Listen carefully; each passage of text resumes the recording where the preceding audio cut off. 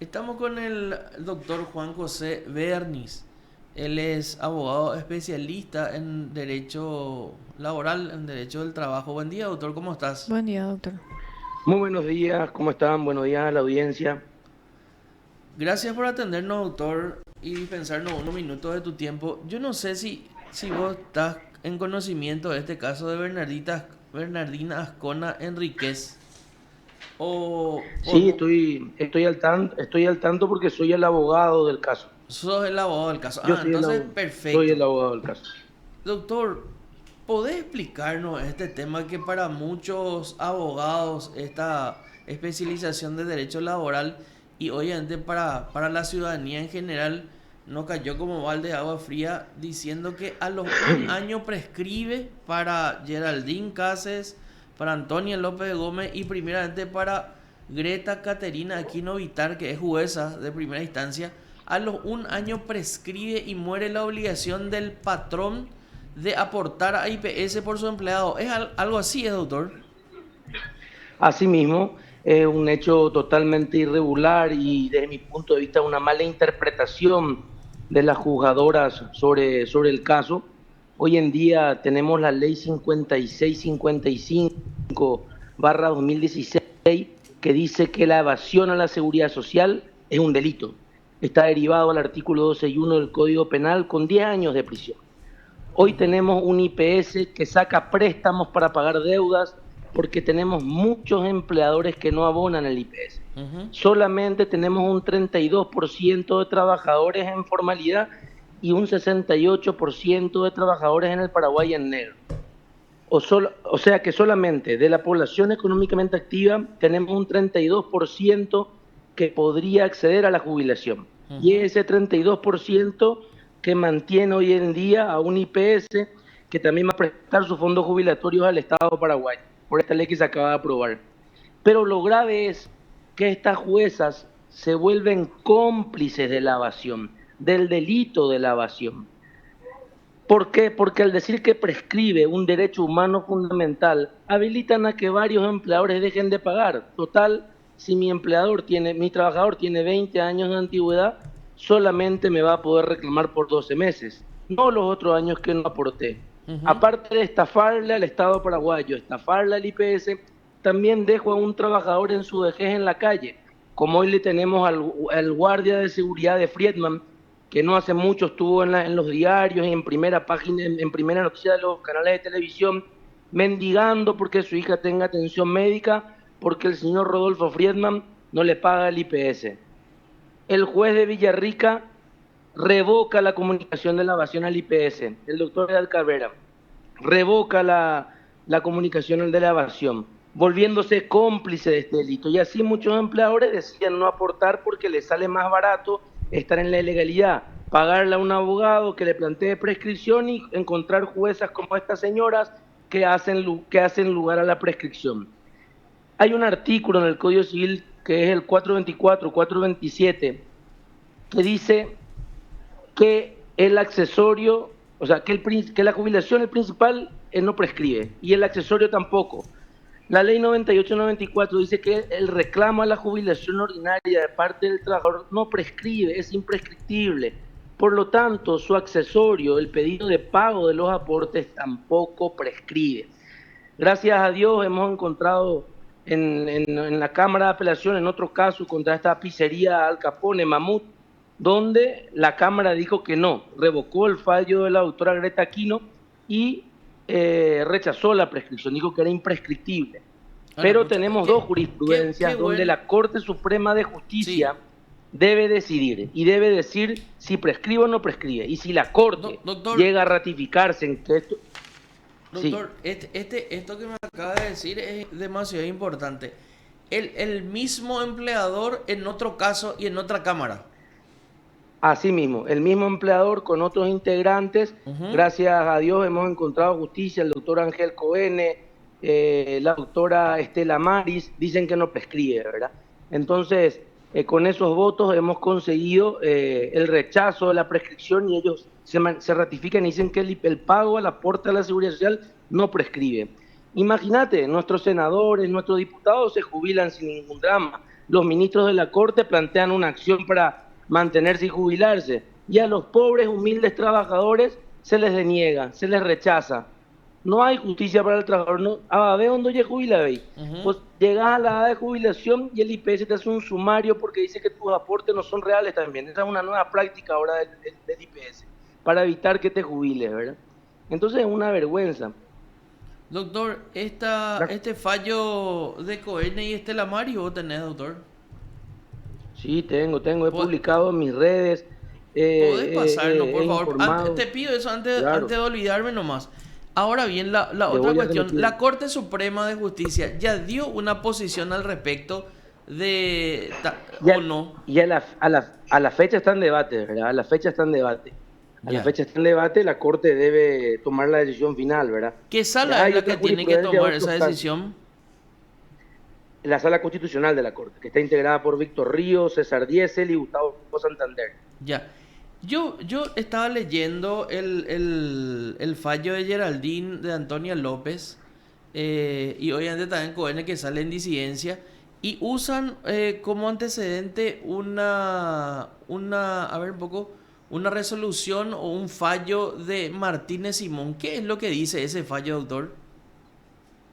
No, no leí el fallo, no quiero opinar porque no leí el fallo de Martín Simón, no te quiero mentir, compañero. Porque estaba viendo cuáles son Pero los antecedentes. Martínez Ajá. Simón integra otra sala, Sí, era la sí, sala civil, no sí. forma parte de la Sala Constitucional. Entiendo, pero decía nomás acá como, o sea, viste eso, ahí abajo le pones de dónde está sacando lo que está diciendo. Entonces leí un poco que Vamos, usaban vamos a lo que revisar Martín. y te voy a informar también de eso, compañero, sin ningún Ya, drama. otro tema. Oye, Le- hoy sí, en día estas juezas han sido denunciadas por el colega Roberto Inglés ante el jurado de enjuiciamiento de magistrados, ya. porque consideramos esto un delito. No puede nuestra justicia ser cómplice de la evasión a la seguridad social cuando tenemos un IPS que pide auxilio, que saca préstamos para pagar a sus proveedores. La justicia no puede ser cómplice jamás de un delito de evasión a la seguridad social. Le habilita a todos los empleadores, dejen de pagar el IPS, le dicen. Es más, yo he recorrido el país. Vos podés recorrer ahora las estaciones de servicio y vas a encontrar que ningún playero se le paga el IPS. No se le paga la seguridad social. Podés ir a la empresa Santa Ángela SRL, que es una panadería, donde hay 20 trabajadores con 23 años de antigüedad a los cuales no se les paga IPS. Se ha iniciado la demanda, se ha pedido al juzgado laboral que comunique la evasión y el juzgado laboral hasta la fecha no comunica la evasión. Le pedí embargo preventivo sobre los bienes de este empleador antes que transfieran sus bienes y los jueces del fuero laboral se niegan a dar los embargos preventivos. Entonces el día de mañana los trabajadores agarran y pegan su sentencia detrás de su cama sin poder cobrar por el cumplimiento de sus derechos laborales. Esa es la triste realidad hoy en día en el Paraguay. Y un proceso judicial te toma de 5 a 10 años para poder ganar en primera instancia. La morosidad judicial es excesiva y nos encontramos con jueces que en pleno horario de trabajo salen a manifestarse para pedir aumento de salario. Una caradurez y una vergüenza total de la justicia. Y vos te vas a hablar con los ministros de la Corte y Víctor Ríos te dice que le da celeridad a los expedientes de los abogados que van a hacer lobby. O sea, nosotros tenemos que ir a pedir audiencia, someternos, arrodillarnos, chuparle la media para que muevan nuestros expedientes. Nuestros urgimientos no sirven. O la superintendencia te abre sumario porque hiciste un video hablando mal de un juez, ¿verdad? Pero jamás cuando haces la denuncia por mesa de entrada y en formato papel. Se dice infracciones penales. A esta ley te referías. Amplíese el artículo 261 del Código Penal, incorporando como tipo Así penal mismo. la evasión de aportes de seguridad social. Entonces ellos son cómplices, Hemos doctor. conseguido, claro, y hemos conseguido una condena ejemplar en el caso de Watson, gracias al sindicato encabezado por Alejandro Riquelme, donde los empleadores de Watson han sido condenados a 2 años de pena carcelaria por la evasión a la seguridad social. Pero deben más de 8.000 millones de guaraníes al IPS.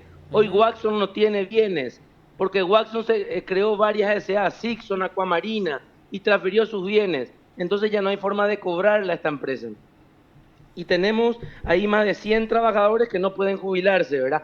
Pero Ujú. eso es también ante la inacción del IPS.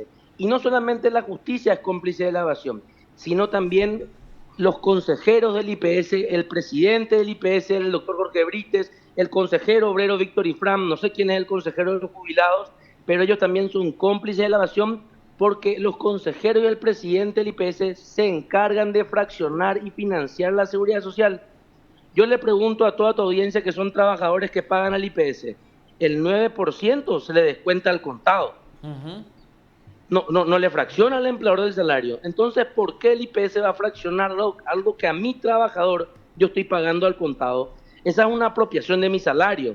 Y el IPS también ahí se vuelve cómplice de esa apropiación del salario del trabajador y de esa evasión, porque le fracciona, le financia. Y la seguridad social no se fía, se debe pagar al contado.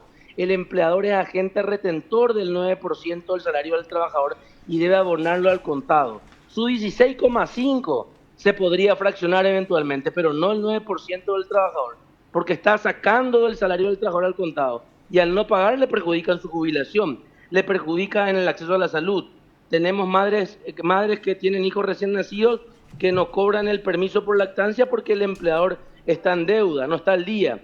Y la ley dice que tenés que reclamarle a tu empleador moroso. Si no le pagó el IPS, menos te va a pagar a vos el salario cuando tenés tu permiso de lactancia. Hay muchas irregularidades donde el mismo IPS es cómplice de estos delitos, ¿verdad?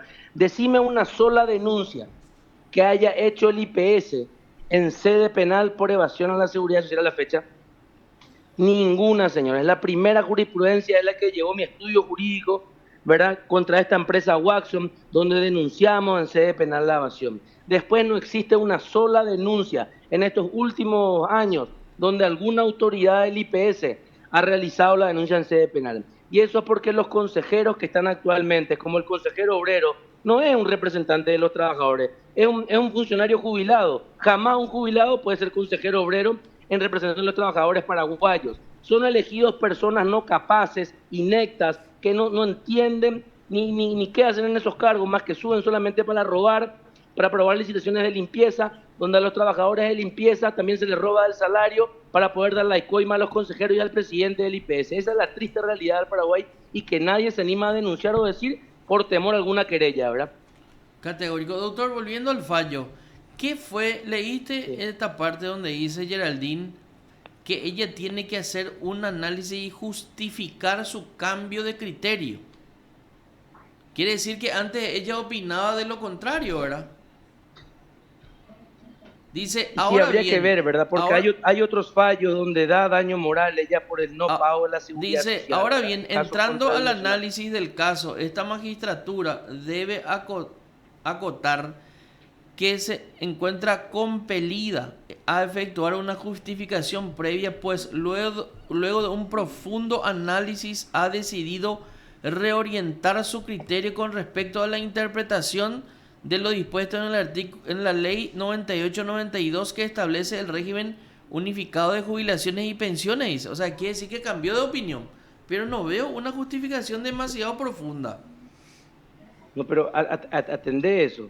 La ley 98-92, en su artículo 84, dice que la jubilación, el reclamo de la jubilación ordinaria por parte del trabajador es imprescriptible. Ujú. Entonces, es ahí donde hay que analizar el artículo 424 del Código Procesal Civil, porque dice que si el principal es imprescriptible, el accesorio también no prescribe. Y la ley 98-92, en su artículo 84, dice que el reclamo del pedido de jubilación ordinaria, si yo hice mi pago de aporte, Ujú. no prescribe ese reclamo, es imprescriptible. Por lo tanto, ahí debe entrar el artículo 424 del Código Civil, donde dice que si el principal no prescribe, el accesorio, que es el pedido de pago de aportes a la seguridad social por un empleador que no pagó, tampoco debe prescribir. Es un análisis sencillo, ¿verdad? No, Es una claro. mala interpretación la que ella hace. Una interpretación mala o una interpretación maliciosa en realidad, porque además cambia de opinión. Doctor, esa era la pregunta acá en la mesa. ¿Cómo te vas a jubilar si tu patrón no paga el aporte? O sea, imposible que te jubile. Pero, pero también tenemos que ver quiénes son los abogados de esta empresa, ¿verdad? Quiénes son los jueces que hace poco se jubilaron y pasaron a formar parte de este estudio jurídico. ¿Y quiénes son? No te olvides que hoy en día, no, yo te hago la pregunta para que investiguen. Yo te consulto Vos sabías, preguntar a los ministros de la Corte cuántos de ellos tienen sus propios estudios jurídicos, cuántos jueces del Fuero Laboral tienen sus propios estudios jurídicos aparte. Acá hay que investigar muchas cosas, ¿verdad? No solamente eso, acá hay una parcialidad manifiesta de un cierto sector para favorecer a ciertos empresarios, a ciertos privilegiados.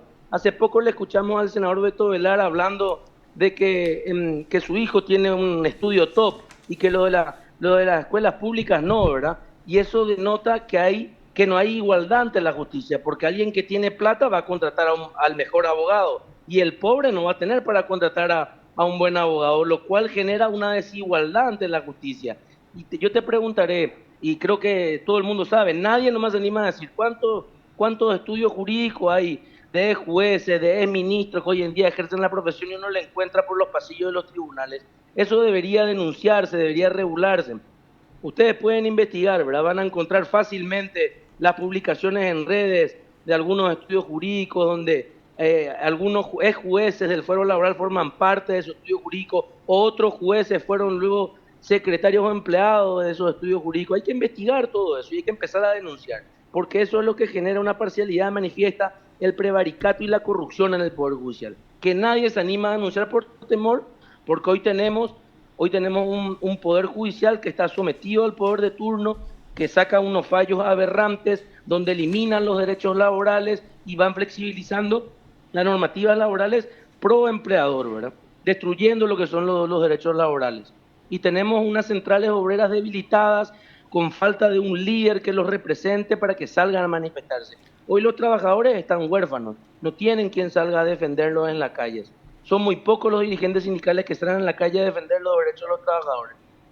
No tenemos políticas de primer empleo del propio gobierno. No vemos que el SNPP y el SINAFOCAL den cursos que realmente den empleo directo a los jóvenes, ¿verdad? No hay. Decime qué curso de capacitación hay que haga el SNPP o el SINAFOCAL que dé un reintegro inmediato del joven a un puesto laboral. Hoy los primeros puestos laborales en el país son ser delivery, Uber, donde uno se accidenta, no tiene IPS, no gana mínimo legal, trabaja más de 16 horas, o si no las plataformas son los nuevos indicios de laboralidad. Nuestro código del trabajo está desactualizado, pero plantear una reforma ahora significaría flexibilizar todo, ¿verdad? Porque los trabajadores no tienen representación. Te encontrás con miles de guardias de seguridad en la calle que hoy en día pierden la vida, se publican y ese guardia no tenía IPS. Doctor, la viuda y sus hijos quedaron sin pensión. Yendo al fallo, porque nos interesa mucho, porque nos enteramos... Sí, yo te cambio nomás. Sí, nos enteramos de este tema. El ministro Garay Zucolillo solicitó una investigación preliminar de estas dos magistradas, y yo creo que deberían también de investigar a Greta, ¿verdad?, la jueza de primera instancia, por este caso. Y dice acá, la Antonia López dice: la doctrina nacional especializada sigue aquella conclusión cuando explica la prescripción del pago de las cotizaciones. No existe en Paraguay una norma que claramente resuelva este punto. Y cuando no existe una norma y hay ciertas posiciones, ¿acaso no tiene que ser siempre a favor del trabajador? No existe el principio pro operario. No. Jamás un magistrado yo te pregunto, doctor, que al no existir normas... Sí, yo te pregunto, ¿existe ese principio? Solo que no es aplicado, ¿verdad? Claro. Por eso digo, o sea, acá Antonia López dice claramente, no existe una norma clara que nos diga qué tenemos que hacer, pero él ya favorece al empleador y favorece esa evasión que vos estás diciendo. Entonces, ¿dónde estamos parados? Ella debe aplicar todas las normativas existentes para poder fallar sobre ese punto. Ella no puede decir jamás que no existe una normativa sobre ese respecto. Ella puede agarrarse de varias normativas, de varias jurisprudencias, de los usos y costumbres, ¿verdad?, del derecho natural para fallar como corresponde. Y además vos estás diciendo, el 424 del Código Civil es demasiado claro. El accesorio sigue al principal. Y por eso te estaba diciendo, si no hay pago de haberes por parte del patrón, no existe jubilación. O sea, es un accesorio directo de la jubilación, el pago de la patronal, ¿verdad? Así mismo, es así mismo, compañero. Clarísimo. Lastimosamente, yo creo que tenemos que empezar a elegir magistrados que tengan una trayectoria en el ejercicio de la profesión, ¿verdad? Porque es muy difícil que un magistrado maneje la casuística si su primer cargo lo ya fue ser defensor y después juez, ¿verdad? Y nunca ejerció la profesión. Yo creo que deberíamos ver cuántos casos han llevado estos jueces en su vida profesional para saber si tienen la suficiente experiencia de conocer lo que sufre un trabajador. Es Ujú. muy difícil que un juez sepa lo que sufre un guardia de seguridad o un obrero que perdió un dedo o que sufre un accidente del trabajo si nunca trabajó como obrero, si nunca defendió a un obrero, o nunca tuvo contacto con un trabajador y no sabe lo que dura el proceso judicial y los gastos que tiene un pobre trabajador despedido para llevar adelante la demanda, porque el juicio no es gratis, tiene No. que pagarle al abogado, tiene que pagar la notificación, tiene que aguantar los 5 años que dura el proceso judicial, tratar de que no le perima el caso, ¿verdad? Entonces es muy difícil, ¿no? Yo creo que nuestros jueces son electos hoy políticamente y tenemos jueces que nunca han ejercido la profesión, que no tienen experiencia. Entonces quitan estos fallos aberrantes que lesionan tremendamente los derechos laborales. Imagínate que hoy tenemos un tribunal de cuentas de primera sala de la capital que se declara competente para entender sobre problemas en un contrato colectivo de trabajo, lo cual el Código del Trabajo dice que es claro, solamente el Tribunal de Apelación del Trabajo puede entender en controversias que existen en el contrato colectivo de condiciones de trabajo. Y hoy nos encontramos con un Tribunal de Cuentas que suspende la estabilidad sindical de trabajadores amparados en un contrato colectivo, ¿verdad? Algo totalmente irregular, prescripto, que es planteado por el Procurador General de la República, con el solo objetivo de despedir a trabajadores de binacionales que luego generan millonarias indemnizaciones a favor de lo mismo y un grave daño patrimonial a estas entidades, ¿verdad? Y todo esto se utiliza por medio del Laufar, que instrumentalizan la justicia a favor del poder político de turno para luego poder meter a sus otros punteros políticos, ¿verdad? Y lesionar derechos de otros trabajadores con más de 10 años de antigüedad. Ujú. Qué bárbaro. Tenemos un poder Muy judicial profundo totalmente este sometido, tema, lastimosamente. es muy profundo este tema de derecho laboral. En algún momento dado deberíamos de tenerte acá en una de las mesas de trabajo de PDS, doctor, porque en realidad es un fuero El que además fuero, otra vez nos llama la atención solo aquel que el está fuero afectado, ¿verdad? laboral Mira, el fuero laboral hoy en día está abandonado por la Corte Suprema de Justicia. Hace poco hicimos una manifestación frente al Poder Judicial ante la mora judicial y nos acompañó un ex juez del trabajo, el doctor Tadeo Zarratea, quien manifestó que él fue muchas veces presionado por ex autoridades gubernamentales o por ex ministros de la Corte para direccionar ciertos fallos, los cuales él denunció públicamente y le costó ser denunciado en el jurado y que luego inició demandas. Tenemos el testimonio de un juez con coraje y con valentía que sí entendía el derecho laboral y que hoy en día se anima a salir a denunciar en la calle, que se animó a denunciar y a demandar la presión política que existía. Nosotros tenemos que pedirle a nuestros jueces laborales que tengan coraje, porque los trabajadores van a apoyar y tarde o más temprano la justicia triunfa. La corrupción cae más tarde o más temprano y estos jueces laborales deben tener coraje para fallar como corresponde dentro de la ley y no someterse al poder político de turno. Es una tristeza, hoy el fuero laboral está sometido al poder político de turno, no dan reintegro de trabajadoras lactantes, no dan reintegro de trabajadoras embarazadas con argumentos totalmente absurdos, ¿verdad? Y es una verdadera vergüenza. Doctor, Es más, aguarda. Sí, te sí, cuento sí, algo, sí. Marcos. Sí, sí, cómo La no. doctora Antonia López Ujú. y la doctora Greta Aquino se han inhibido de mi persona debido a mis reiteradas denuncias en las redes. Yo cuando hago críticas, hago la crítica contra el fallo de estas magistradas, Ujú. jamás contra sus personas. Nunca me menciono en forma personal a ninguna de las magistradas. Y la Constitución Nacional me habilita a mí a criticar los fallos de estas magistradas.